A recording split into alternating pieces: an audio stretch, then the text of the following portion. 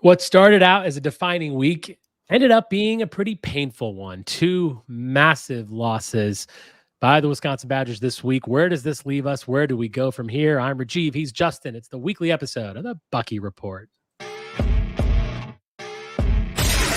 Welcome to the Bucky Report, your destination for all things Wisconsin Badgers. Authentic takes. Oh my God. Game analysis. Touchdown Badgers! Ring one up! And discussion from the fan perspective. Woo-hoo! Thanks for joining us and on Wisconsin.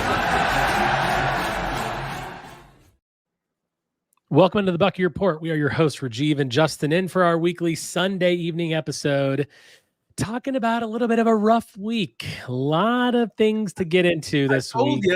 I mean, it was a rough one. We'll get into all that, break down the Nebraska and Purdue games, talk a little bit about individual players, AJ Storr kind of splitting fan base opinion right now. We'll also get into a big junior day. A lot of juniors visiting Luke Fickell's squad this weekend, trying to build the 2025 class. We'll get into a couple of those guys as well. We are at the Bucky Report on Twitter, YouTube, and wherever you can find your podcast. If you like what we're doing, and only if you like what we're doing, hit the subscribe button so you know when we make new content. Justin, I haven't talked to you in like a week, at least on here. How you doing, man? You had a real busy week. I mean, I had to do a show without you. What's going on, man? How are you? Yeah, this is work stuff kind of throwing me off from my day job, and that just kind of messed up my week. It was just a long week, and thankfully I'll be getting back to the norm this next week and back on point. Yeah, I had some things that I didn't feel great about coming into this, and Nebraska at home is one of them. And we came out in the second half and kind of did exactly what I was hoping we wouldn't do, which was it seemed like we just tripped over our own feet and let them get some confidence in them. Yeah, it was brutal. That was one of the most painful losses I've seen in a while. I mean, today was a tough loss because we were at home and we were with Purdue for a while, but boy, that Nebraska game was absolutely brutal.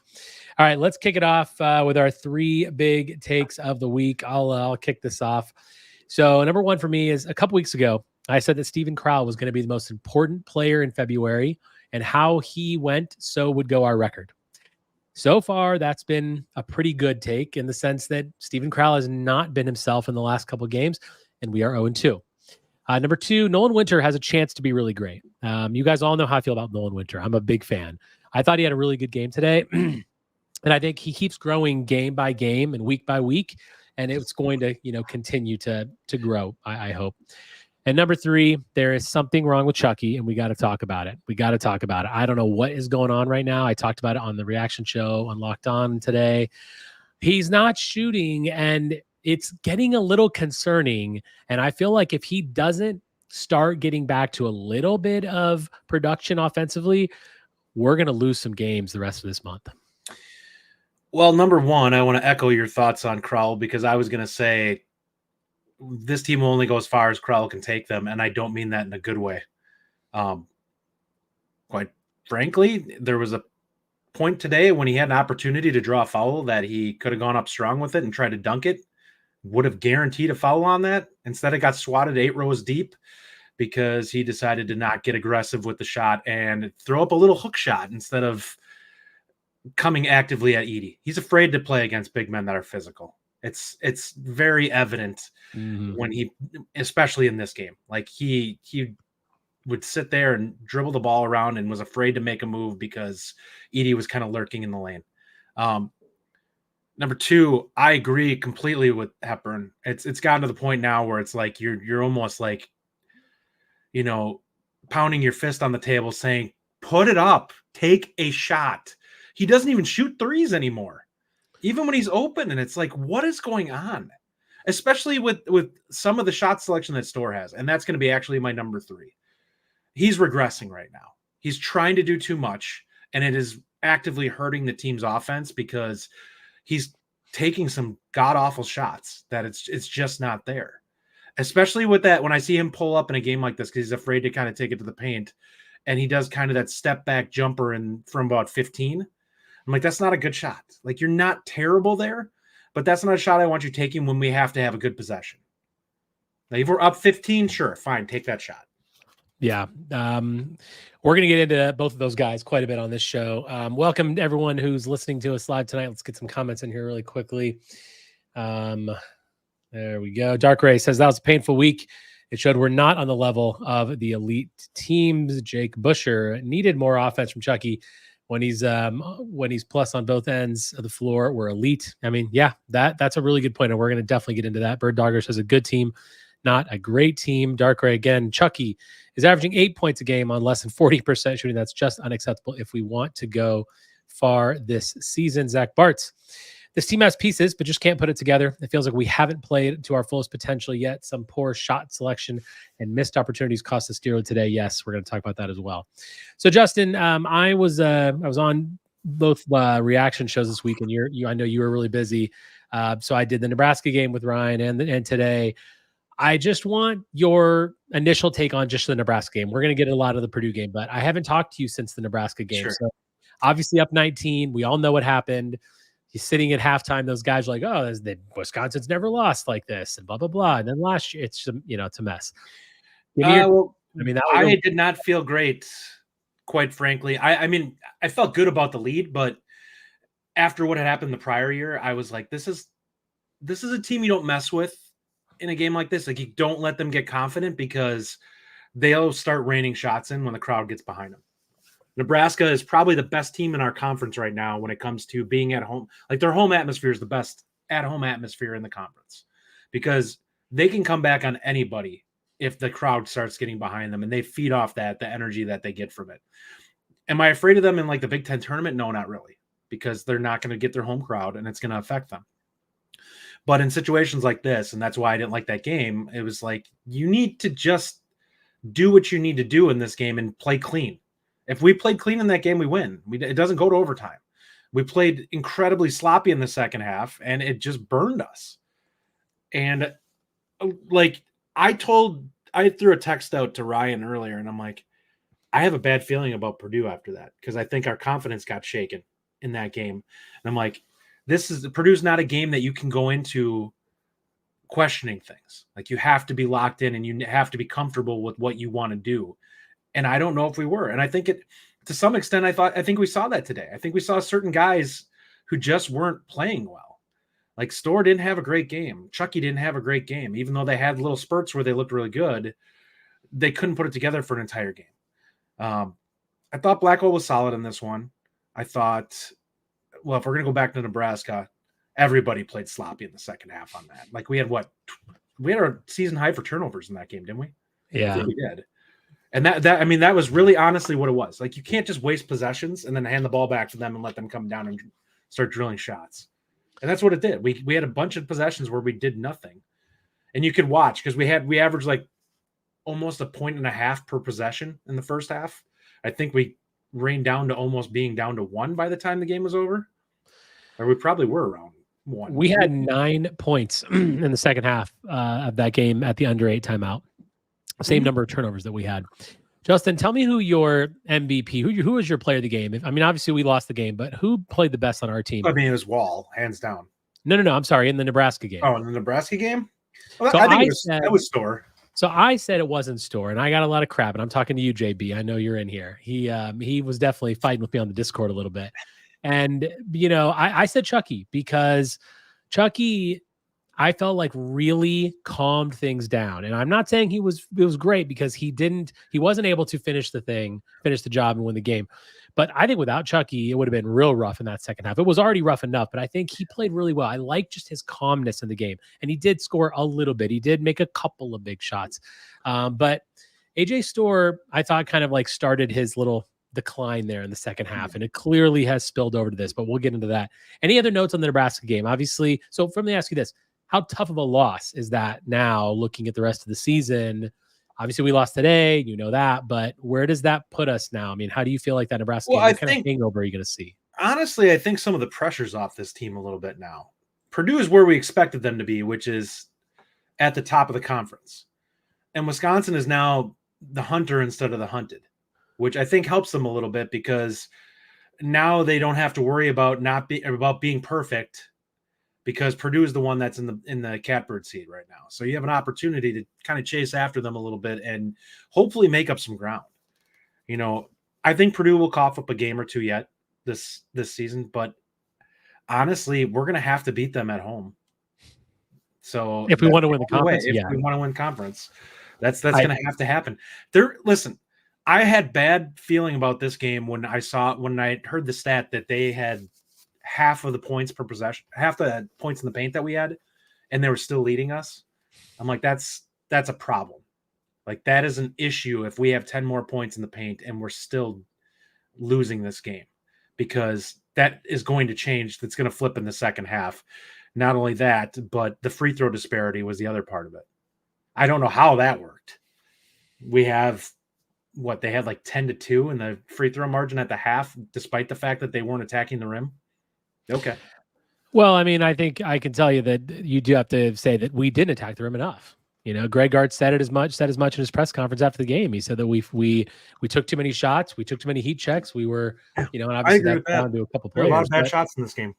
Yeah, and so I feel like yes, the free throw disparity was a thing, but you know, you got to live with that sometimes, and you got to be able to score, but you got to overcome that by driving a little more.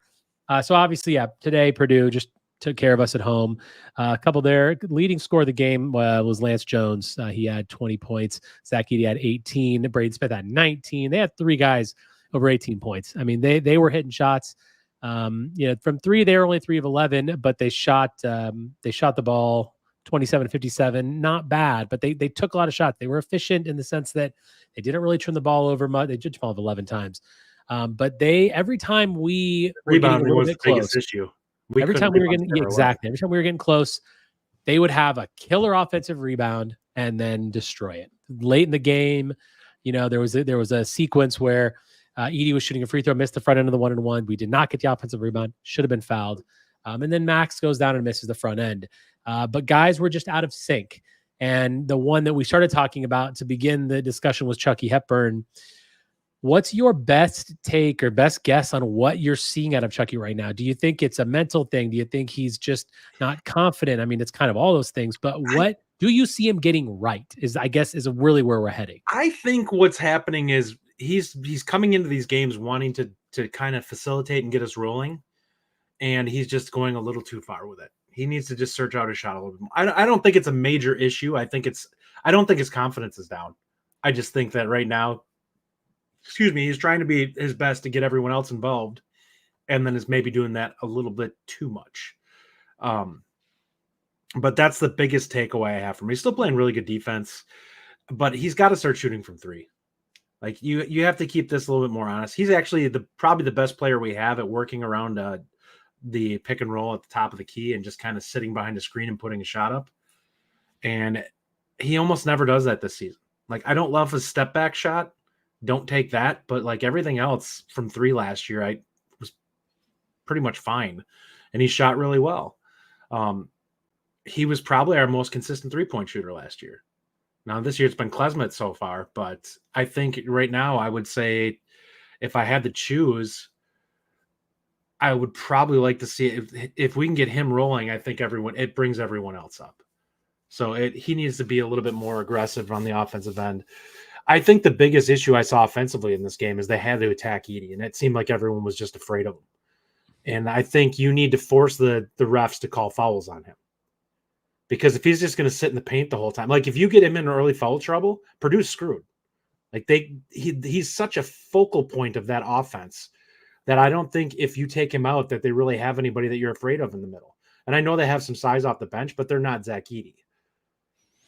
I think you got to give Zach Edey a lot of credit in this regard because he is extremely good at staying in verticality, making sure that the refs aren't getting calls on him. And I think he does play pretty clean when he's just parking in the lane. He literally stands straight up. He jumps straight up. He's very careful about it because he knows that he's their team. So I do give him credit for that. And it annoys me sometimes because I want to see him put his arms down and cause fouls and force us into drawing them. But he's pretty good at that. And he knows what he's doing in that regard. I think there was a foul. The Blackwell one is one I'll go back to in this game. He comes across the lane, jumps, and because his arms are straight up, but he still drills Blackwell, who does like a helicopter spin into the floor, and they don't call foul on it. It's like, what the hell was that? Like, he caught him with the shoulder. I don't give a crap if whatever you want to talk about, he got him with the body. And it's not that he was just standing straight up, because he came across the lane and caught him. And that was a BS call. And I'm pissed off that they called it out on us, I believe, on that one, because of the fact that it went off of, I think, Blackwell's leg after it got slapped. But it's like, bullshit. That was a foul. And then there was multiple times in this game where I watched where Edey comes up behind somebody, and because he's so much taller, he'll reach over. But when he reaches over, he also slams into their back, and they go flying out of the way and go shooting out of bounds. And because their arms aren't really up there and you don't see the impact necessarily with the reach, he just doesn't get called for over the back. I'm like, you're dislodging the guy that's in front of you trying to establish position. That is over the back. I don't care if you can reach the ball. We were talking about this a little bit before we went live, and I'm going to push back a little bit on this, because look, I agree that the refs weren't great today, but I really think the refs were lost. The refs were bad on both. The refs were bad on both sides. I think that. So I get my point is this on Edey. Look, I don't want Edey to play anymore. I want him gone after this season. He is a menace. Well, or whatever. Here's you can say the same thing if you're a Purdue fan or any other fans when they play the Badgers. Like, you don't think he's hacked all the time when he touches the ball offensively. Like, I mean, and I say that because, like, I was literally texting with one of my really good friends from high school who's a Purdue fan who went to Purdue, and he was like, we were going back and forth about the fouls, and he's like, look, we're watching the same game through different colored glasses. Like, you're seeing all the things you're doing wrong, and I'm seeing all the things you guys do. An absolute joke on him. Like, he's barely touching the guy, and they call a foul on him. I do agree that the ref made some bad ball. Like, they weren't even, nothing was going on. They weren't jockeying for position, and they call like these touch fouls on Winter, and I'm like, what the hell are we doing here? Like, I get it if he's like hooked his arm or something, and they're fighting back and forth. I've seen guys borderline tackling each other where they don't call a foul, and you see him getting into the body of Edey a little bit, and nothing's going on. The issue I have with it, and this has nothing to do with them against the Badgers, it pisses me off when you have the refs switch the way they're making calls to compensate for Edey. That's a fair point. Where Edey is the one that should be having to work again, establish himself around everybody else. You can't change the way you call a game simply because somebody's big. You have to call the game the same way. It was like the thing when he used to do where he lead with his elbows. It's a foul on him. He needs to adjust to that. You don't adjust and let him drill people with his elbows, because that's BS. Just because he's bigger, he shouldn't get preferential treatment. And that's where I'm getting frustrated with watching him play, because I see the refs kind of let certain things go because he's bigger. And it's like, no, you don't change the way you call the game just because a guy has a size advantage. I definitely see your point, and I see that perspective, and I do, and I'm just I've always been, and I know you're not blaming the game on the refs. No, most definitely. I called this at halftime that we were going to lose this game. Right. I mean, we lost the game for many reasons, but I think that, like, if Zach Edey was on our team, we would not be like, it's one of those things where if he's on your team, you love it. If he's not on your team, you hate him. And I get that. And just like when Brad Davison was here, everybody hated Brad Davison, right? Except for us, because we loved him. Everything he did, like, I can see it from both perspectives, because I think Zach Edey, he's really skilled, he's really big, and everyone's going to do everything they can to stop him. He's just one of those guys, like, yeah, he's the National Player of the Year. He's probably going to be a National Player of the Year again. It is what it is. I mean, it's he sad. Can go. I don't like watching him play. Like, I just don't find it an interesting style. I can understand that. Good comment here from Tyler Strieber, kind of to the point. Their guards killed us. As a basketball fan, It was nice to see Purdue hit the mid-range. Everything now is at the Hooper 3. Mid-range game is lost in today's game. We executed it. We did it. And this is why we lost the game. This is what I mean. Tyler's point is exactly right. We just missed shots. We went 0 of whatever in that, maybe like 8 or 9 in the second half for threes. You can't miss all your threes and beat Purdue. It's not going to happen. They are still the number 2 team in the country, probably the best team in America. I mean, you got to hit your shots, and I just don't really think there's anything we can do. So that to me is where we lost. Let's talk about AJ Storr a little bit more in detail. So obviously last game, second half, I was really unhappy with the way he played in the second half against Nebraska. Yes, he had 28 points. Yes, he shot 50% from the field. He also had turned the ball over 5 times in crucial moments. And I know we had a lot of discourse happening in the Discord about, whether the turnovers are immaterial because of how much he scored and blah, blah, blah. And I know people disagree with me, and that's fine. Right, and I can respect all the opinions, of course. I just felt like we're to the point now where with AJ Storr where he needs to drive to the basket more. Okay. He's settling for too many shots, in my opinion. It showed today. He shot atrocious from the field. I think he was 4 of 15. He took shots too early in the shot clock. Gard said didn't really name him, but said, paraphrasing that you can't, you can kind of get away with a lot of these things against bad teams, but against teams like Purdue, you can't get away with bad shot selection. You can't take heat checks when you're not making anything. And I feel like that's kind of what we did. And we did it at the end of that game against Nebraska. He did it pretty much the whole game today. Listen, I'm really happy that he's here. And I think he brings extreme athleticism, and I'm very pleased. And I know that he is a crucial part of our team.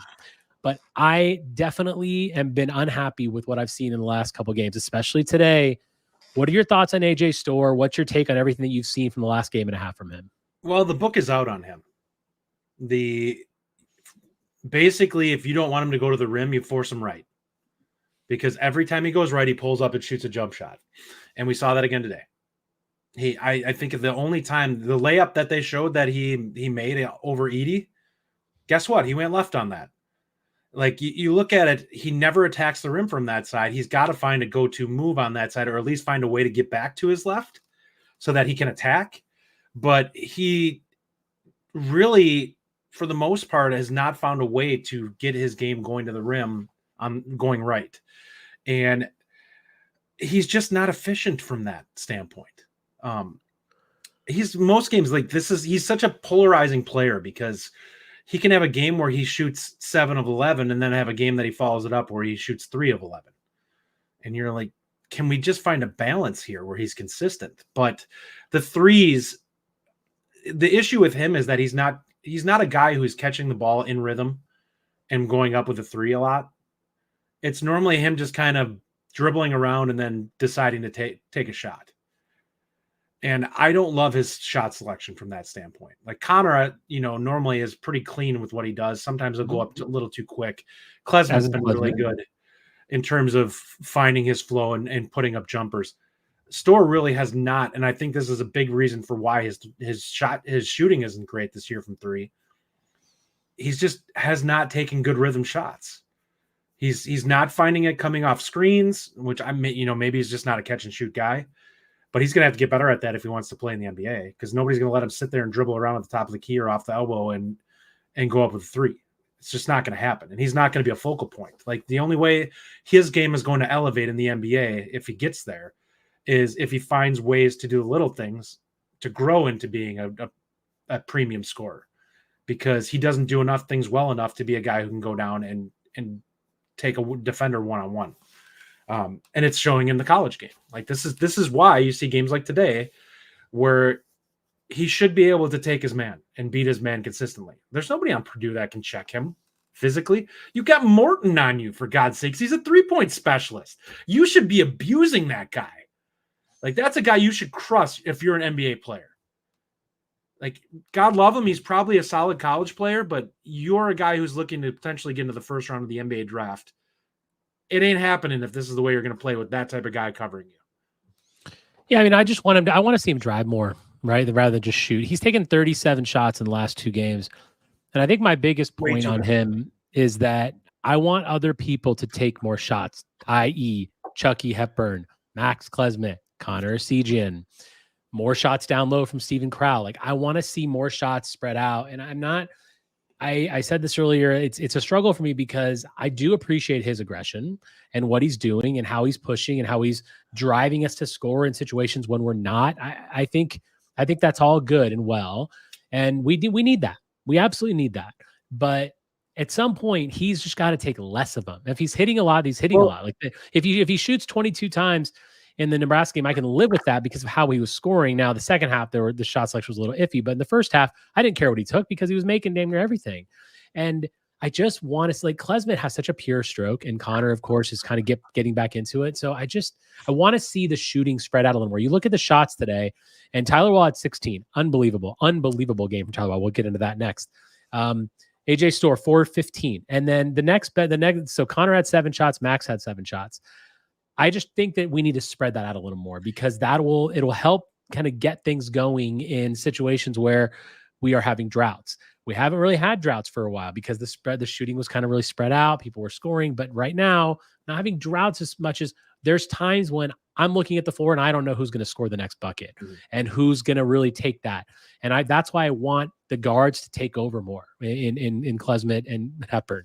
Take more shots, do more things, get fouled, move the ball a little more and find ways to get the guys down low to score more. But, I'm all about Storr. I want him. I'm happy that he's with us. I'm not trying to dog him out or anything. I'm just saying we need to spread the love a little bit, because if he keeps taking these many shots and not shooting a high clip, which he's not going to shoot a 50, 60% most nights.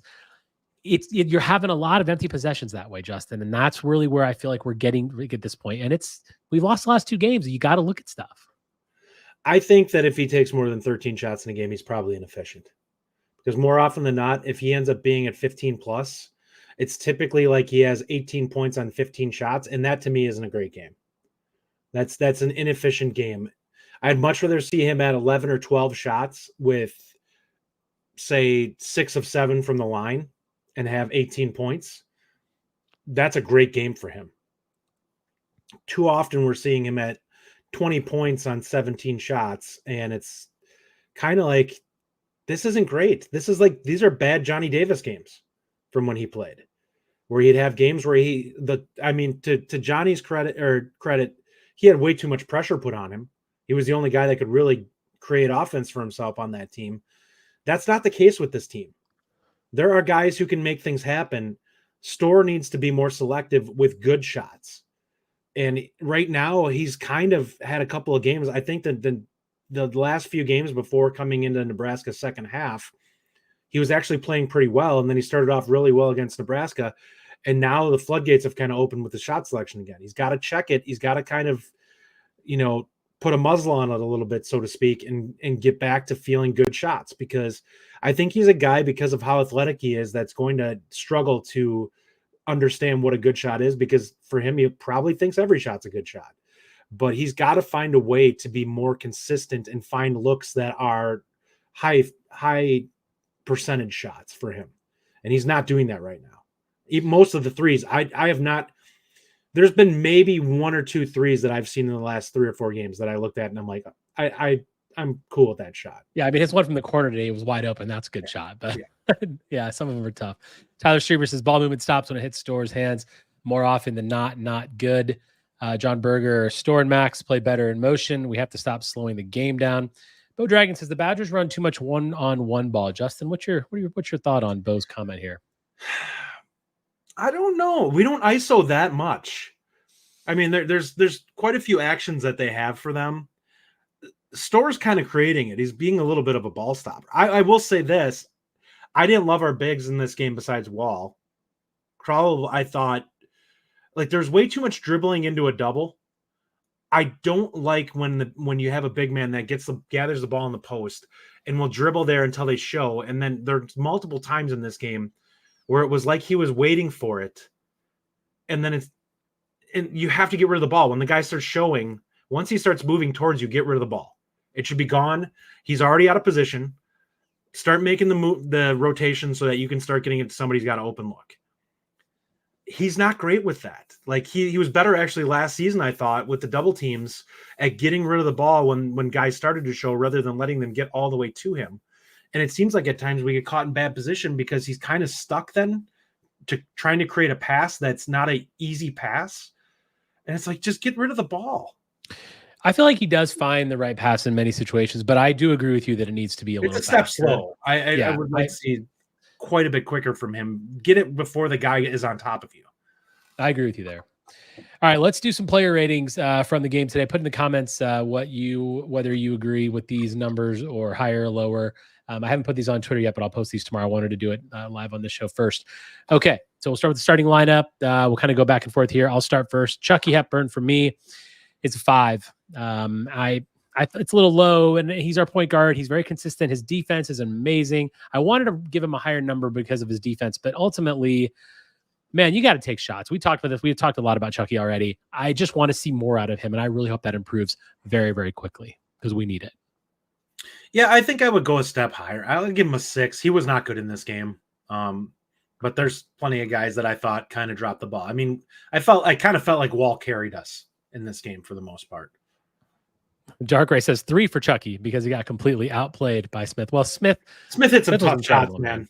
Yeah, he was canning mid-range jumpers. He was, and that's and Tyler Strieber said it earlier. I think that's a fair point. Okay, Max Klesmit, I'm going to go a 6 on Max. I really like Max. I just feel like the same thing with Chucky. Want him to shoot more, take more on. Like he can do more. And Ryan likes to say, he has the on and off switch. He just turns it off sometimes, turns it on sometime. I want him to have that more consistency. So I gave him a 6. I think he just kind of went silent at times in this game and looked like he wasn't really playing. And he can be a bigger player for us, and he can be more of a star. And I want to see that out of him. Yeah, I think he's always going to be that kind of this guy. I would probably give him a 7. I thought he was solid. I don't think he was great. We've obviously seen him be much better so far this season, but I think he plays really good defense. I think he plays hard, and I think he's a guy that isn't afraid to take a shot in a situation when we need one. There are a couple of times where he came into the paint shooting his floater, which has really become a weapon for him this season. And I like seeing that because he's one of the few guys that will get action moving towards the rim on this team. Like he's probably our best guy right now at driving to the rim outside of Storr. And I would actually say that right now he might be more efficient than Storr at doing that. Storr's probably better at drawing fouls, but I just think at finishing, he's kind of inconsistent. Yeah. Ryan says Chucky is a 3 in this game. He couldn't guard Smith early in the game and didn't score until the end.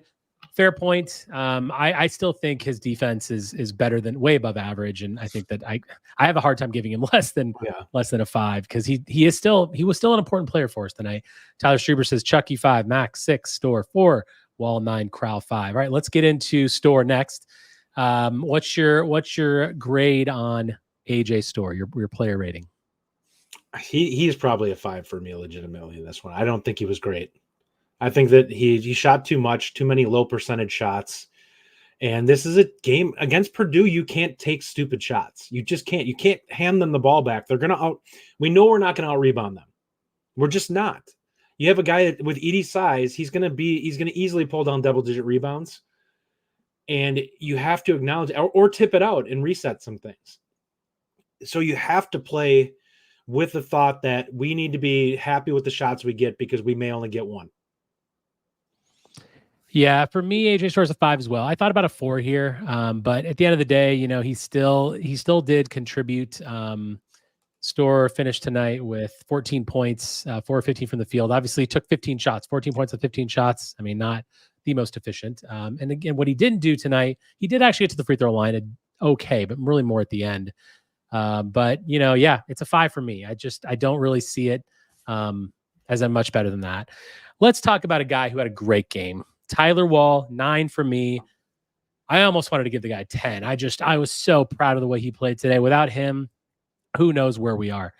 Creativity down low, which, I love about Tyler Wall. I loved how he does that. He was aggressive. He was fighting for boards. He was playing defense. He was trying to take over as much as he could, as often as he could. And this is the Tyler Wall that I want to see every game. Mm-hmm. I mean, against one of the best teams in the country, he put the team on his back and said, all right, guys, I got this. I know that Zach Edey's out here, but I'm not afraid to go up against Zach Edey. Now, sometimes he got blocked, and that's fine. But sometimes he was able to find a lane and get a reverse layup or all those things that he does. I thought that he just played a great game. I love the heart and the effort that I love the effort the whole team played with. But Tyler Wall, absolutely the MVP of the game today. I give him a 9. I'd give him a 9 too. The only downgrade I'd give him for was that 3-point shot that he had. That was just not pretty. But yeah, I mean, he was open. He was the reason we were in this game. He flat out was. He played his butt off today. He attacked Edey at every opportunity. He was not afraid to go at him. And if it's not for him, we probably lose this game by double digits. Yeah. I mean, that's fair. All right, where are you at on Steven Crowell? Honestly, he's probably like a 3 or a 4 to me. I thought he was terrible in this game. He did not really cause. I don't think he really caused the defense to have to work too hard to cover him. There was a lack of aggression, and to be quite honest, most of the time he wasn't being defended by Edey, and he still wasn't attacking whoever was on him. And that's a problem for me. Like, he just wasn't good in this game. He didn't rebound well. He wasn't physical enough defensively at times. There was a lot I didn't like in this game from him. And it was because this is a game where he's got to step up. He's got to be the reason that he's got to get Edey down to like a C+ B- game by causing him to be that. And I just don't think he was a factor. Like, he didn't show up in this game. Yeah, for me, he's a 5. He had. I was just looking at the numbers and I looked at it and didn't see it. He had 5 rebounds tonight. 5 rebounds for Steven Crowell is unacceptable. Mm-hmm. It's not good enough. It's just not good enough. I had a single game parlay that I was doing on my app, and I had Steven Crowell, and I thought this was going to be a lock. It was part of a bet, and it was the only one I missed. Steven Crowell had to get 16 combined points and rebounds, and he had 13 because he only had 5 boards and 8 points. I'm like, are you kidding me, man? Just killed it. That's actually I mean, better than I would have thought his stat line was. Edey was actually, coming over on that double team, and that made it difficult for him, and I understand that, but I just didn't see the effort. If everyone played with Wall's effort, these scores would all be higher, and we probably would have won the game. I think that I do think the effort was good overall. The effort was good overall, but I just think that like the quality wasn't really there. Mm-hmm. And for me, the only place where effort was a problem was rebounding. Everywhere else, effort didn't bother me, but rebounding effort really bothered me. There was just too many times where the players were lazy and they just weren't going after the boards. They weren't being very aggressive on the glass. Like, you're playing Purdue. You have to board really well. Like, they're going to out rebound you fine. But to just get destroyed on their boards is unacceptable. We had 29 rebounds to their 43. So that's not good. Here's how I kind of look at today's game. You can play with energy, and it can be not used in the most efficient way. And I think that that's what we did today. We played with energy and effort, but I don't think we used it don't think we played in a smart or used our energy well. And it's why we lost this game. Like, you have to be aggressive. If anything, you have to attack Edey. Like, yes, he may send a few back at you. Yes, he may make some plays. You know what else could potentially happen? You get him an early foul or two, he's out for the whole first half, and you just get to attack mercilessly for the entire first half of the game. Yeah. Brian Axness says Crowell 4 needs to look to score. But Bo Dragon says when Edey was out of the game, Crowell should have dominated. Yeah. Mm-hmm. I mean, these are all things that, for sure. 100%, Bo, you're absolutely right. So the bench, I have some higher scores on the bench. I thought our bench guys played with a lot of passion, and I really was happy with them. John Blackwell, let me pull up some numbers. I had it up here and I lost it. He was 2 of 4, 5 points, had 3 rebounds. I think it was a nice bounce back game for Blackwell. I thought Blackwell had a really tough game against Nebraska. He had a big 3 in the corner tonight. I gave him a 7. I liked his effort. I think, he had 14 minutes. Would have been fine to see him out there a little bit more, as we always have talked about. I like the energy he brings. I like the passion, the defense. It's a different kind of athlete on the floor when he's there. I liked it. He was playing against a really good team. I'm going to give Blackwell a 7. I'd agree with that. I like him. I'd like to see him a little more involved in the offense. It seems like he's a little hesitant now to drive over what he was. He did have the nice lay-in. He hit that nice step back 3 on in the corner, and honestly, he's one of the few guys that I kind of expect him to be at least a high floor guy in each game, and that's definitely what he was. I thought he was really solid in this game. Yeah. All right, where are you at on Nolan Winter? I think I give him a 6. I mean, he didn't hit his shots today, but I actually thought that I don't really have an issue with any of the shots he took. I just would have liked to see him go down. Like, he had a game today where we know he's a fairly high percentage 3-point shooter, and he's just not hitting them right now. He had that game where he hit both of them. He's a guy I expect to be mid-30s, and I think that that's fair because he's getting a lot of open looks and he's got size. But right now he's a freshman who just doesn't seem to be getting it done in that regard. I thought a couple of the fouls that were called on him were kind of ticky-tack, and it's like, whatever. Like, how do you expect a guy like this to play against somebody who's that much, probably has, 50 pounds on him? He's going to have to body him up a little bit. Like, if he's being over-aggressive, then fine, call it. But I didn't see any play where he looked like he was getting too handsy or anything like that against Edey. And I was like, just let him play. Like, it's not like he's like, if it's an obvious foul, then fine, go ahead, call it. I just didn't see that from him today, and it kind of bothered me that they didn't let them play a little bit more. I thought that the fouls in general in this game, I kind of thought were a little bit ticky-tack, and I wish they would have let it be more physical because, quite frankly, that's the type of game this is. Wisconsin-Purdue should be a physical game. You have two really good teams. Let them go out there and be the ones that prove it out on the court. Don't call fouls unless it needs to be called. Yeah. T-Temp says JB 7, Nolan Winter, CE3, and Carter Gilmore, all 5 to me. So I did not do Carter Gilmore because I only do people usually over 10 minutes. But okay, let's move on. So first of all, my Nolan Winter grade is a 7. I think Nolan Winter is stepping slowly, getting better slowly, like the defense that I started getting better. He's not a great defender, but he's getting there and he's working hard. He's giving effort as a true freshman. Yeah, and look, the shots not going down. Yeah, the shots didn't go down, but he took good shots. They weren't bad shots. I thought he was open for most of the time. Yes, Bo Dragon is 7. That's right. I think that, listen, I'm a Nolan Winter apologist, so but I want that when you're a freshman like that and and he was forced to play more minutes today because of Crowell's foul trouble. I want to see how he played and could he get in the right spots? Could he take good shots? He did take good shots and he's getting more confident, which I like. I want him to take those because guess what? They're going to start falling. And then all of a sudden he's going to have a 12, 14-point game and everyone's going to be happy about it. And I think we need him over the next, you've said many times, we need him in the tournament. We need a backup 5. Well, look at where he was to begin the year. Look at where he is now. He's improving. And so I'm going to give the guy credit. And yes, I am going to give him a 7. Tyler Strieber says, Dirk, LOL. Yes, that was me. Connor Segian. Look, I think Connor had a great game. I'm going to give Connor an 8. I know that people are disagreeing with me, and that's fine. But I wanted to see Connor more. I think that he's clearly gaining his confidence back, which is something that I like to see because he's still probably one of the best shooters on the team. Maybe you could argue Klesmit's a better pure shooter at this point, but the guy will take his 3 when he has it. The defense has to defend him. And they're obviously, they know he's going to shoot all the time. I think he's playing better defense. When he was out there today, I liked the production that he had. I wish he would have played more. I give him an 8. Yeah, I'll give him a 7. There are a couple of times he got lost a little bit on defense again, but that being said, he was definitely a plus in this game. He had a big shot when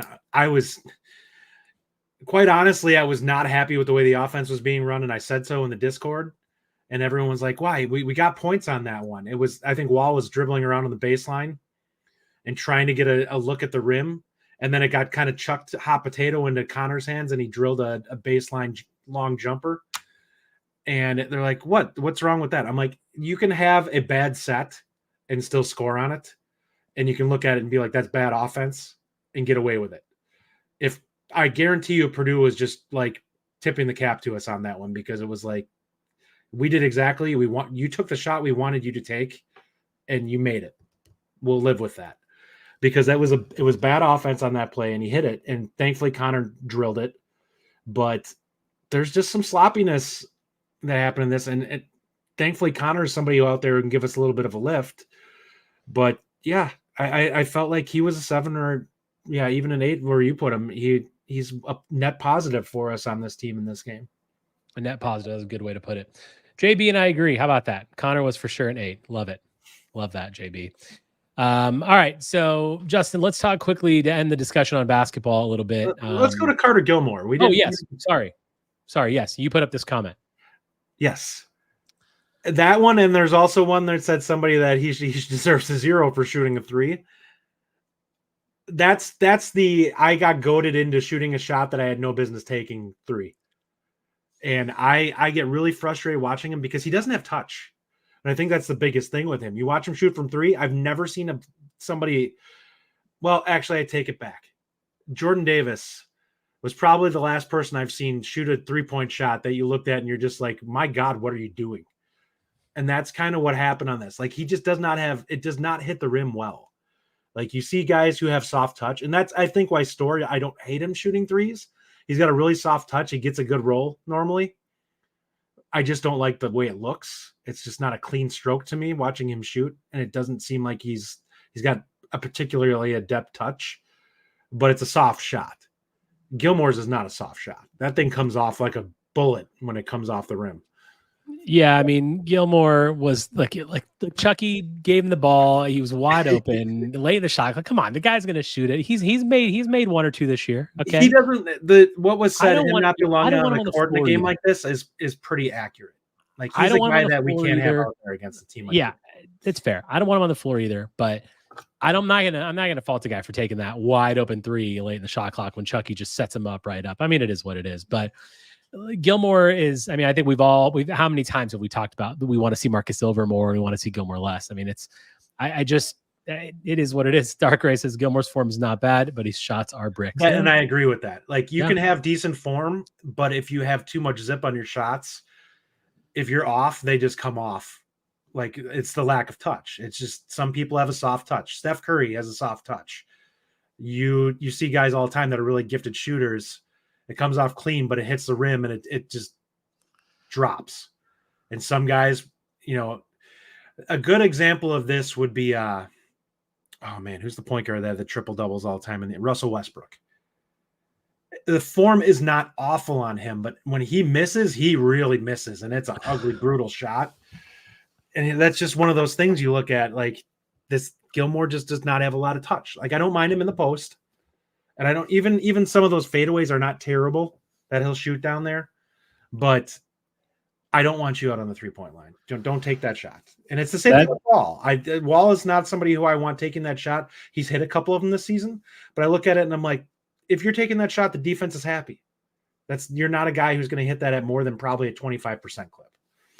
That should be the last time Carter Gilmore and Russell Westbrook are ever mentioned in the same sentence, by the way. All right, Justin, let's end the discussion with basketball on this. Let's look ahead a little bit. So we got Michigan and Rutgers, 2 road games. We've talked about on our last week's show, we talked about the brutal February that we have, 5 road games, 3 home games, of which we lost 1 today. At this point, we really need to win these road games. When you lose a home game, you got to win a couple road games to make up for it. Michigan is the bottom of the barrel in the Big Ten. They're 2-8 or 2-9 in league play, under 500. They're bad. Rutgers not much better. We need to bounce back, and we were desperate to see an improvement immediately. What are you looking for now as we move past this sort of hell week that we just experienced, and now we've got more Big Ten games to play, and they're road games? I think they just need to recalibrate. Like, you need to take a step back and be like, we need to do the little things better. You don't need to throw everything away. You just need to focus on rebounding, focus on defense, and offensively focus on getting good shots and get towards the rim. One of the things that got us out to such a hot start to start the season was the fact that we were killing teams from the free throw line. We were shooting a ton of them, and it feels like we're settling for bad jump shots now because we're getting into physical games and we don't want to attack the way we've been doing all season long. Well, you need to. Like, if you're going to beat a team like Purdue, and you may have to face them, who knows, if we can get on a tournament run or something like that this season, there's a chance we may face them. Sure. You know what you're going to have to do in that? You're going to have to attack. Unless you just shoot ungodly from 3 where you end up forcing their hand, you're going to have to attack downhill on them and get to the line. That's the only way you're going to beat Purdue in the tournament, because if Edey is on the court and able to rebound, you're not going to win the rebounding battle in that game. You're just not. Are we out of the Big Ten race? No, because I think there's a chance that they have a slump or have a game or 2 that they cough up. But I don't think we can lose more than maybe 1 more.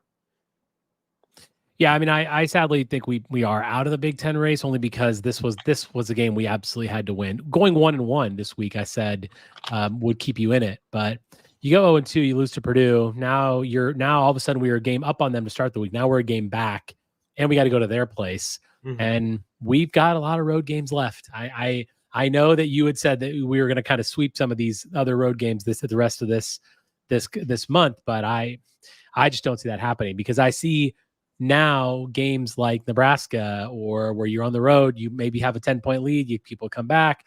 If AJ Storr is not shooting well, we can be a little iffy at times. So I think the Big Ten's probably out of our reach, but we can definitely finish second. We're going to be competing with Illinois for that spot. I think a top 4 seed is a great goal in the tournament. That's, obviously the top 16 teams. I think if we can keep that, and if we finish with 4 to 5, 6 Big Ten losses, I think we'll be there.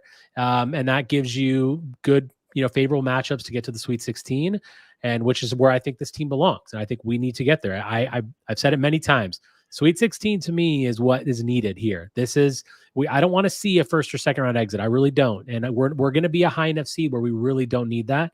But let's see how this progresses, and go from there. Any final notes on basketball before we move on to football? This team badly needs to get on a run. Like, if we want a top 4 seed to head into the tournament, we're going to probably need to, at maximum, lose 2 more games and get on a run here and look dominant again. Because right now, we're probably going to fall, and maybe we shouldn't fall a ton. I mean, we lost to Purdue, who I think is probably the best team in the country.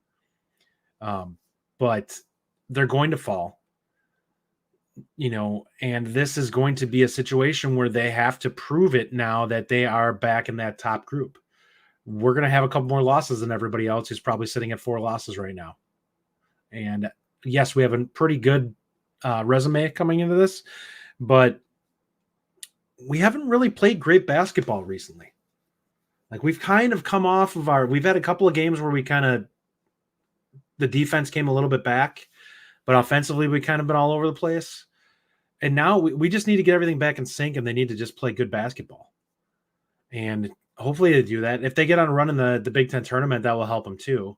Ideally, the biggest goal there is to just get a first couple round bye.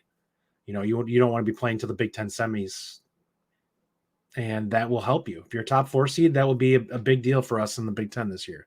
Definitely. I think that they're borderline a lock for that, provided they don't just go have a collapse. Yes. Yeah. That exactly. Tyler Strieber says Sweet 16 should be the floor for this season. I agree, Tyler. I think we're seeing a little bit more of this team's warts, Tyler. So it's one of those things, and I'm not down on them. I just think that there's some things that they really need to be aware of themselves as a team, and realize that the areas that they can't afford to get sloppy. John Berger says 2 weeks ago, Final Four. Last week, Elite 8. This week, Sweet 16. Next week, tourney game. Now, hold on, John. I did not say that we were making the Final Four. I just said that, the floor, I have been consistent about the floor being the Sweet 16 recently. Obviously, at the beginning of the season, that was not the floor. But I still think it's the floor. That's, to me, the expectation. I think it should be. And we can. And I said this earlier today, too. We can go on a run and make it to the Final Four. It's possible. It's not as probable as I thought it was a week ago, and I'm not saying probable, but it would have been much more likely. And look, if you can't beat a team like this at home, then it doesn't really bode well for your chances to go to the Final Four. That being said, Sweet 16 is where I think we definitely need to be. All right, Justin, Junior Day. Let's move on to football a little bit. Luke Fickell had some guys in this weekend. 2025 class offers are going out. Commitments are being made. What are you seeing right now? Who are some of the guys that you wanted to highlight from this weekend's Junior Days? Well, I mean, we had a ton of guys in. Some of the big ones a couple of them that I've done evals on.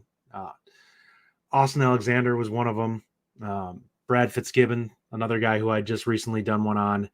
We had Landon Locke, Michael Roski, I believe is his name. I'm not sure on the pronunciation on that, so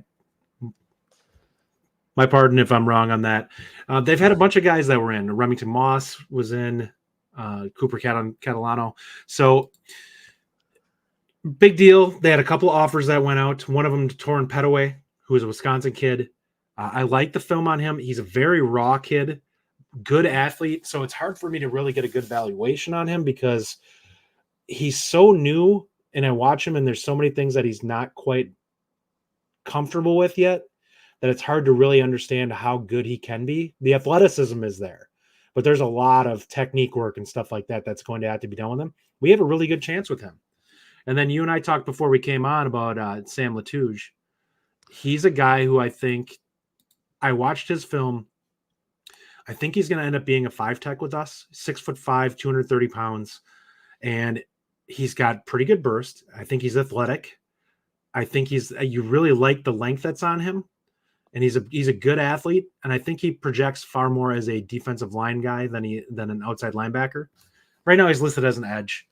But he's playing a lot of stand-up in his film. So I think that people may look at him and be like, well, he's probably a linebacker if he's stand-up. I don't agree with that. I think he's exactly what they want in a 5-tech, which is one of those guys with length and a little bit of twitch to him that can come off the edge and really cause problems for a tackle. And that's one of the things I like about him. I think he's a guy that has a high ceiling that you can see with 30 pounds of muscle put onto him, that he's going to be a guy who's really athletic and can make tackles uncomfortable in the Big Ten.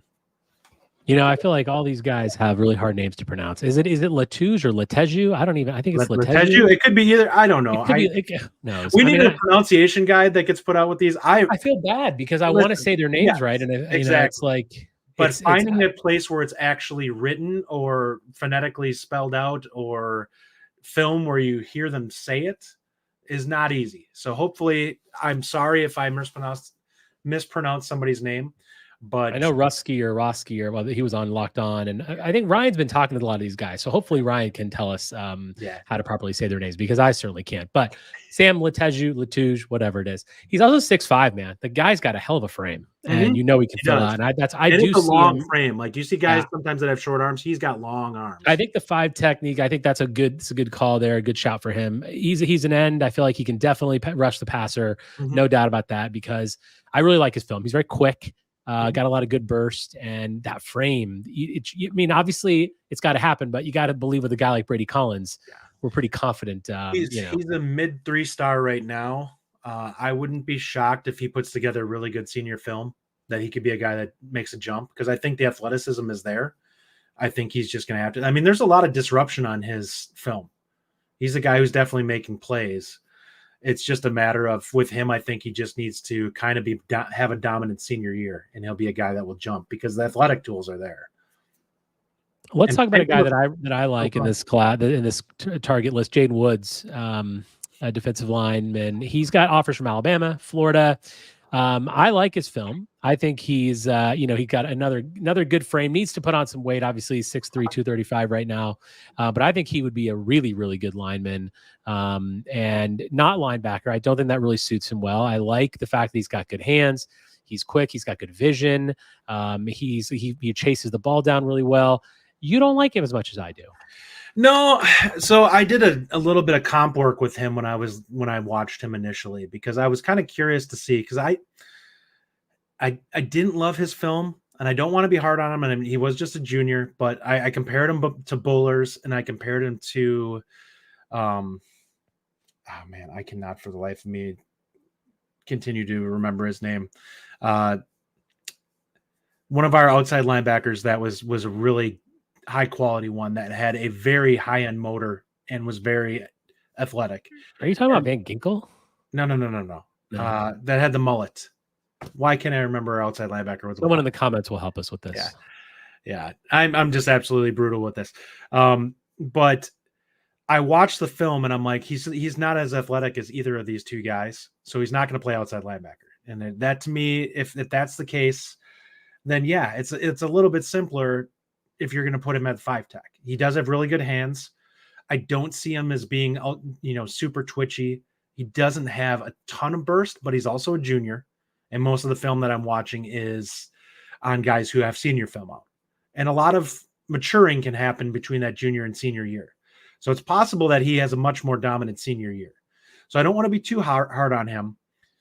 But I think he's a guy that, if it comes together, he could be really good. I just think that he's a little overrated right now. And maybe I'll end up being wrong on that. And maybe he'll end up being a first-round NFL pick down the road. But if we miss on him, I'm not heartbroken.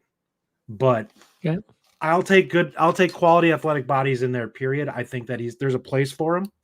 I just need to see him kind of put it together athletically to go along with the hands. Yeah. I actually like Brad Fitzgibbon's his film better. Fitzgibbon's going to be, he looks like a solid prospect as well. Spiegel. Vince Spiegel. Yes, there you go. Anyone else that you are thinking might be our next commit? Who are you eyeing up? Anyone else that you want to touch on in this little Justin recruiting segment? Yeah, I think we've seen some crystal balls that have come out on this. I don't want to go diving too much into that because I'm not the one that's giving the info out, and that's kind of, their proprietary stuff. They were put out on a couple of these guys. We may see some things in the next few days. They are defensive guys, which I think we would be happy on. It's interesting with the staff. I'm very curious to see what their board actually looks like, because they have some really high-end guys. Like I'll say it, my defensive line crush this cycle is Jalen Williams. I love his film. I think he has a chance to be an absolute monster at Wisconsin if he ends up choosing us. And we may have had the greatest thing ever happen with Harbaugh going to the NFL, because he was considered a heavy Michigan lean, and he was really high on Wisconsin prior to taking a visit to Michigan. And now Michigan, the defensive coaching staff is effectively blown up, and the strength and conditioning staff. So we have maybe a massive opportunity to steal one that was a guy that we probably wouldn't have gotten otherwise. And if we can get him, he's borderline a guy who, if we seal him, I would say makes this class on the defensive line, regardless of what else they fill in with him in A, just because I think he has a chance to be that good. So I would love to see us pick him up. Go get Dominic Nichols, somebody, please. Steal him away from Michigan. Yeah, he can come out after the spring, but don't get too comfortable in that apartment, Dominic. We'll gladly take you here. That's right, as always. Yes. All right, that'll do it for our show this evening. Justin, real quick, prediction this week. We got Michigan Rutgers. Do we go 2-0? Are we bouncing back? We better. I mean, those are two games that we should win, and we should win handily. Like, these should be double-digit wins, both of these games. Because Michigan, let me tell you, it's god-awful. If we don't beat Michigan, and Ryan said earlier today, then we've got a real problem, and we're going to have to talk about some things.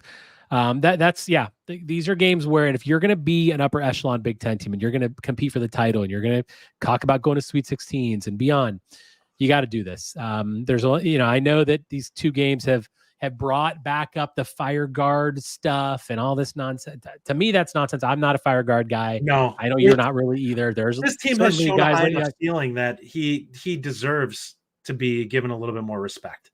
I don't love what's going on right now. I think he needs to get things locked back in. And there's some things that, I mean, he publicly said exactly what all of us were thinking. And I think we know who those comments were pointed towards. Oh, yes.